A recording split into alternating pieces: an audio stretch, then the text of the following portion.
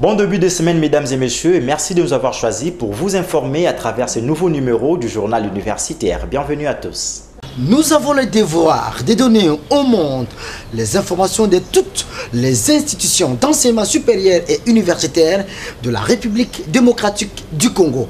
Université, institut supérieur, centre de recherche, l'école, la publication des ouvrages, bref, la visibilité des institutions d'enseignement supérieur et universitaire en République démocratique du Congo. Journal universitaire reste le canal par excellence de l'enseignement supérieur et universitaire. Croyez-nous, les informations éducatives, c'est nous. Le peuple et la Constitution, c'est le thème de la conférence commémorative du 13e anniversaire de la Constitution congolaise du 18 février 2006, organisée par l'Institut pour la démocratie, la gouvernance, la paix et le développement en Afrique. Ces assises ont eu lieu ce lundi 18 février à l'Université de Kinshasa, en présence de plusieurs personnalités du pays. Reportage de Jimmy Mouyala et de Rifor Maele. Il faut célébrer la Constitution parce que c'est l'œuvre du peuple congolais. Donc ça fait 13 ans que notre peuple avait adopté une constitution par référendum. C'est sa constitution. Et si les familles savent célébrer les anniversaires des enfants, je crois que le peuple doit célébrer sa constitution. C'est cette constitution qui fait la République démocratique du Congo. C'est cette constitution qui fait que nous soyons congolais. C'est cette constitution qui fait la République. Voilà pourquoi nous avons tenu absolument à célébrer la constitution. Et vous noterez bien aussi que c'est devant cette constitution que le président de la République, lui-même élu, a prêté serment. Donc la Constitution, c'est l'instrument le plus important que nous avons. C'est l'instrument qui garantit nos droits. C'est l'instrument qui organise le pouvoir dans notre pays, comment ils doivent fonctionner. Et c'est l'instrument qui peut permettre au Congo de décoller, de devenir une grande nation au cœur de l'Afrique. Le chef s'est déjà à plusieurs reprises exprimé sur la question particulière du respect de la Constitution qui était le leitmotiv de cette manifestation, mais aussi à des questions si nombreuses qui ont été posées ici par les participants et par le recteur de l'université en ce qui concerne l'avenir de l'université elle-même. Je crois qu'il a eu à parler de la nécessité de respecter cette Constitution dans son volet qui consacre la gratuité de l'enseignement de base, l'égalité entre hommes et femmes. C'est des promesses auxquelles il s'accroche et je crois qu'il s'engage. Mais il devra s'engager avec la participation de tous. Gratuité de l'enseignement signifie que l'argent afflue vers le trésor public. Et cela implique notamment que ceux qui ont à devoir à l'État le doivent, que la corruption, comme il ne cesse d'insister sur cet aspect, soit combattue et éradiquée pour que les caisses de l'État reçoivent de l'argent et que cet argent serve à résoudre les problèmes fondamentaux que pose la Constitution en termes de gratuité de l'enseignement. Installation du nouveau comité de gestion de l'Université pédagogique nationale UPEN en sigle par le ministre de l'Enseignement supérieur et universitaire après un mouvement de soulèvement du personnel scientifique occasionnant l'arrêt de toutes les activités à l'UPN. La cérémonie a eu lieu le week-end dernier en présence de quelques membres de la communauté upénienne. Christian Chipamba était présent pour le compte du journal universitaire.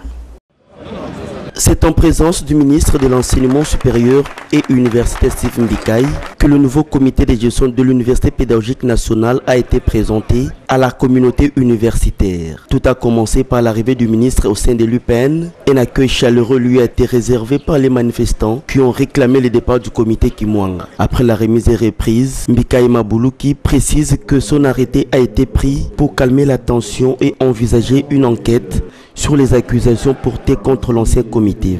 Après observation, j'ai pensé que pour qu'il y ait la paix, il fallait changer l'équipe dirigeante pour des raisons évidentes. Et là, j'ai présenté un nouveau comité de gestion. Je vais mettre sur pied la semaine prochaine une équipe d'enquête sur les allégations de mes gestions, avant de pouvoir tirer une conclusion finale.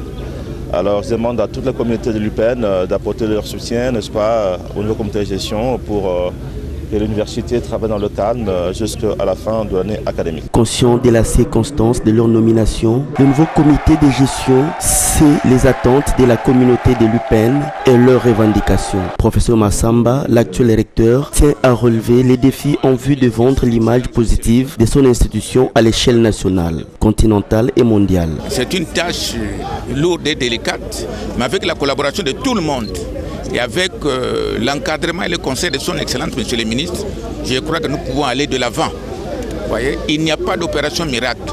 C'est seulement le travail, la collaboration, la compréhension mutuelle avec toutes les corporations, le dialogue avec toutes les corporations. C'est comme ça seulement que nous pouvons avancer et que nous pouvons développer cette université. Parce que c'est une grande université qui doit rayonner à travers le monde. Notons par ailleurs que les activités académiques et administratives ont repris ce lundi à l'Université pédagogique nationale après la suspension par l'autorité des tutelles, après le soulèvement des cadres scientifiques relayés par les étudiants.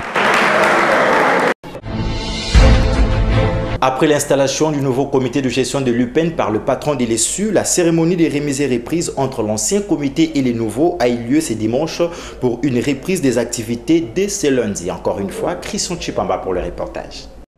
Juste après l'installation du nouveau comité de gestion de l'Université pédagogique nationale par le ministre de l'Enseignement supérieur et universitaire Steve Mbikai, l'heure était à la remise et reprise entre le membre du comité entrant et sortant. Par la supervision du professeur Massamba Kassi, nouveau recteur de l'UPN, l'abbé sortant, le CT Agnès Toumba, a présenté à son remplaçant la charge de la direction financière de l'UPN avant de lui laisser les affaires.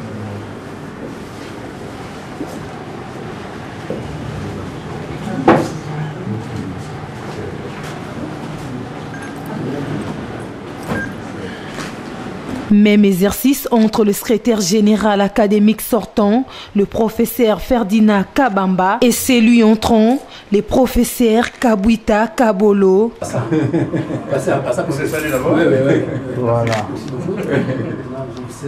Aussi pour le secrétaire général administratif sortant et celui entrant à la personne du CT Bamani Sévérin.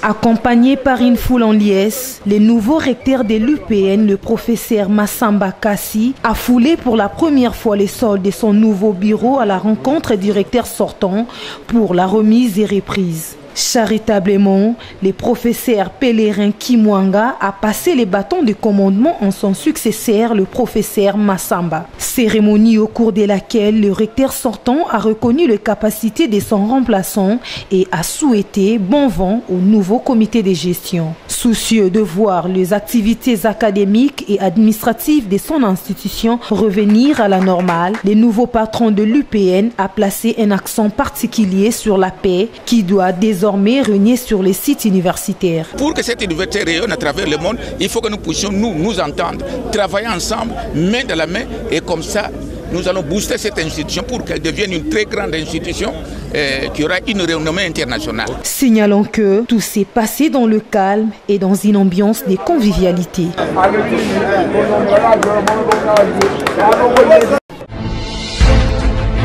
Juste après le manifestant, on rappelle au nouveau comité de gestion de l'UPN leurs revendications, notamment le paiement sans délai de leurs primes internes d'ICOGIT avant la fin de ces mois, tout en remerciant le ministre de l'ESU d'avoir répondu favorablement à leurs demandes. Ils sont tous au micro de nos reporters. Suivez.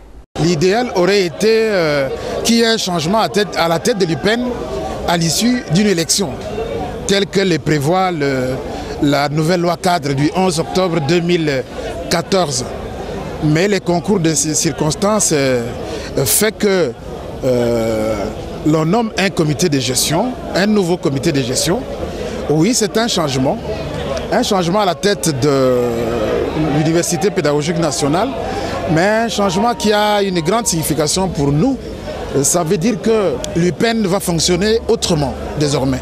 L'UPN va fonctionner, va redevenir normal. Toute la communauté upénienne, nous sommes très ravis, très contents parce que les autorités du pays ont compris les cris lancés par les scientifiques et les administratifs et en dernière minute lancés par nos étudiants. Parce que le mal était profond.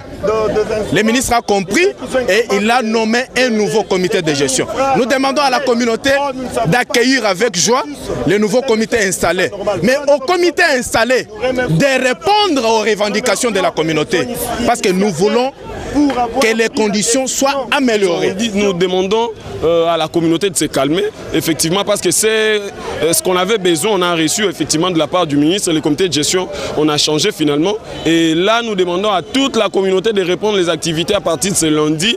Et les étudiants comme les scientifiques, y compris le corps professoral, nous sommes de cœur. L'UPEN, c'est notre alma mater, c'est notre maison. On restera toujours ensemble. Déjà, la crise est déjà décomptée. Un grand merci vraiment à tous les étudiants qui nous ont accompagnés. Et lundi aussi, je passe directement le message et que lundi, le cours reprenne, comme le ministre a dit.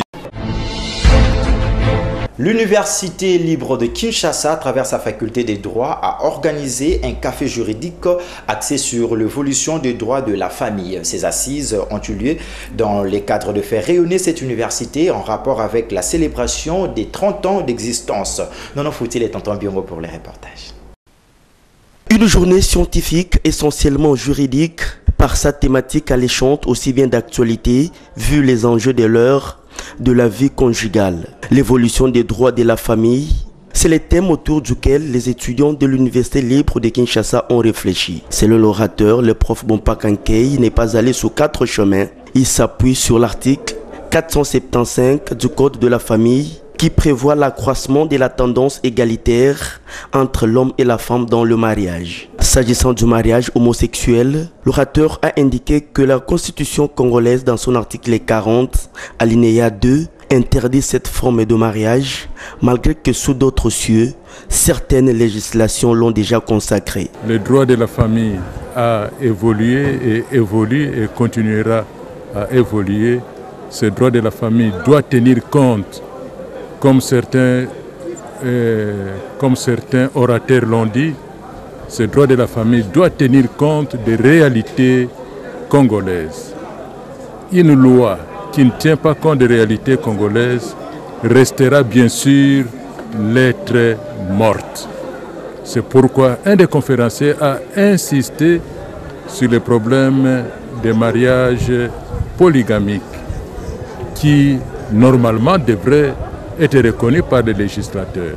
D'autres orateurs ont bondi sur ces sujets sous autres angles, notamment le professeur Mukwaza et le docteur Nkole, qui ont abordé respectivement les phénomènes d'union des faits et de l'évolution de la paternité juridique en République démocratique du Congo. Au cours même de ce banquet scientifique, le comité de gestion de l'UILK, par les biais de son recteur, a installé officiellement la nouvelle équipe du comité général des étudiants pour l'année académique 2018-2019.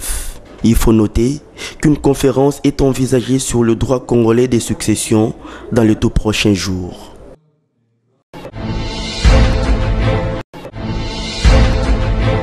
C'est fini pour aujourd'hui. Le plaisir a été pour moi de vous informer, mesdames et messieurs. Si vous avez aimé cette édition, dites merci à Yansi Mindilou qui était derrière la caméra, Ridia Mayalou et Emmanuel Lema la réalisation, assisté par Nono Foutila et Laetitia Tungu, sous la coordination d'André Mouchongo Machara. Dans ce programme chez vous.